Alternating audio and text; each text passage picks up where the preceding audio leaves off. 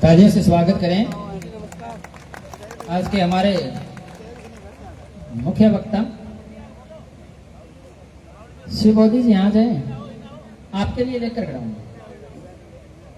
तालियों से स्वागत कीजिए, तालियां बजती रहें।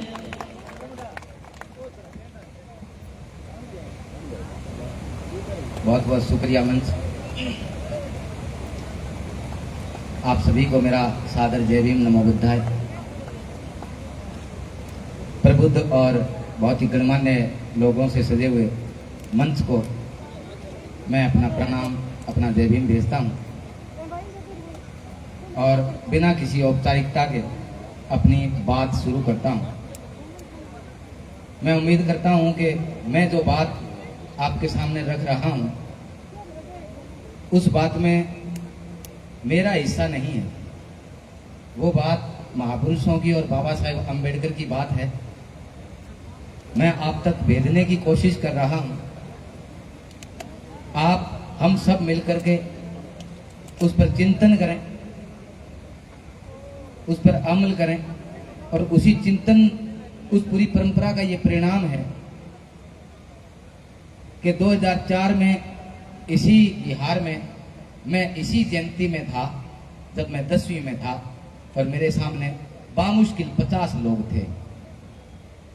आज 2025 में आप सब लोग इतनी शिद्दत से यहाँ बैठे हैं। ये जो जागृति का विस्तार हुआ है ये सारा इसी परंपरा का परिणाम है। पहली बात तो मैं अगर सारी बात को सिमेटूं, सारे पूरे दलित मूवमेंट का, पूरे दलित आंदोलन का, डॉक्टर बाबा साहेब अम्बेडकर के पूरे आंदोलन का अगर मैं निचोड़ निकालना चाहूं कि इसका एक वो बीज कौन सा है जिसने इस बरगद को इतना बड़ा बरगद बना दिया। आप महाराष्ट्र जाएंगे, आप तमिलनाडु जाएंगे, बिहार, झारखंड, हरियाणा, राजस्थान, आप जहां भी जाएंगे डॉक्टर अंबेडकर की जयंती आज ऐसे ही लाखों करोड़ों लोग मना रहे हैं। आज डॉक्टर अंबेडकर की एक एक किताब, एक एक कोटेशन, एक एक शब्द दोबारा निकाले जाते हैं, दोबारा समझे जाते हैं। अकेले संविधान के लिए कई कई जजों की संविधान पीठ बैठ करके उसकी व्याख्याएं करती हैं। डॉक्टर अंबेडकर के ऊपर कई पीएचडियां हो चुकी। डॉक्टर अंबेडकर को रोज पढ़ा जाता है। अकेले अंबेडकर पर बहुत ज्यादा आत्म जीवनियां लिखी गई। इसके पूरे 20 तत्व में अगर आप देखते हैं तो एक चीज है और वो है नॉलेज, ज्ञान। अंबेडकर टू द पॉइंट एक बात कहते हैं, आप जिस भी सामाजिक लड़ाई को लड़ना चाहते हैं उस लड़ाई को लड़ने से पहले पूरा ज्ञानार्जन कर लें। अगर आप बिना पढ़े उस लड़ाई में उतरे तो आपका हारना तय है। डॉक्टर अंबेडकर बड़ी सुदृढ़ता से कहते हैं, नॉलेज इज द पावर, ज्ञान ही शक्ति है। जब लोग कहते हैं और इस पूरे समाज को जिसका स्वाभिमान सदियों तक रोंदा गया, जिसकी प्यास का कोई महत्व नहीं, जिसका मरना कीड़े मकोड़ों से बदतर मरना हो और मरना सदियों तक नहीं। ये अब की 2 महीने पहले की घटना है, राजस्थान की घटना है कि किसी ढाडी महिला को जहां दफनाया गया वहां से उसकी लाश समेत मिट्टी के ट्राली में डाल करके घर में डाल दी गई कि तुम्हारे घर में दफनाओ। अगर इस बात को आप राजस्थान के लोग से समझना चाहेंगे, इस बात को अगर आप इसकी हिस्ट्री ढूंढना चाहेंगे, इसका तत्व बीज निकालना चाहेंगे तो आपको नहीं मिलेगा। क्योंकि वो जो करोड़ों लोगों का समाज रहा है उसका अपना कोई इतिहास नहीं रहा, उसके पास ज्ञान परंपरा में अपना कोई इंटरफेयर नहीं रहा, उन लोगों की सत्ता नहीं रही, इसलिए उनके पास अभिलेख लिखने वाले लोग नहीं रहे। आज के युवाओं को उस ज्ञान परंपरा को इसलिए ढूंढना पड़ेगा क्योंकि उनके कंधों पर ये झंडा उठा करके गली से गुजरने भर भी और नारे लगाने भर की जिम्मेदारी नहीं है। 2,5-3 हजार सालों का चुप और मूक इतिहास वापिस बोलना चाहिए। ये दस्तावेजीकरण करने की जिम्मेदारी आप युवाओं की है।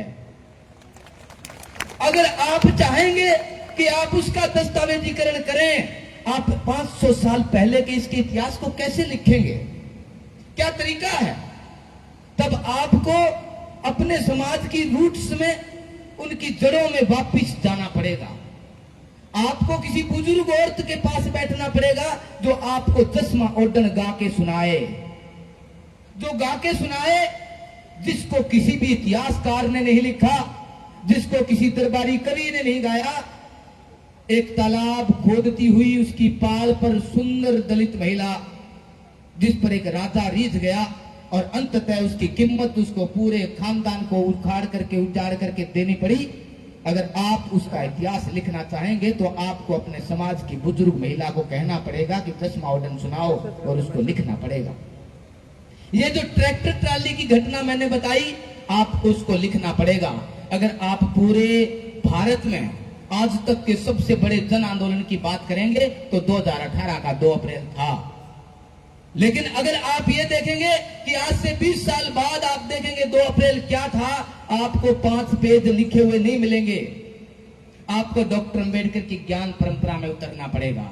डॉक्टर अंबेडकर की जो ज्ञान परंपरा है वो एक उस विशुद्ध उपजाऊ धरती पर उगी हुई है जिसमें कबीर उगे थे। हम अगर ये माने कि हमारे आसपास नाथों का कोई डेरा है, अगर हम माने कि हमारे पास एक बुजुर्ग सफेद साफा पहना हुआ कबीर को बांध रहा है, हमने देखा कहीं कोई बीड़ा लिया हुआ कोई जो संत गीत गा रहा है, कोई बाणी गा रहा है, उस संत ने कहा नहीं ये नीले झंडे वाले अंबेडकरवादी लोग हैं, इनका हमसे क्या संबंध। और जो अंबेडकर का नारा लगा रहा था उस युवा ने सोचा है तो बीड़ा बजावे सारा दिन, क्या मतलब, इससे क्या मतलब। लेकिन सच बात यह है कि दोनों एक ही परंपरा के लोग हैं।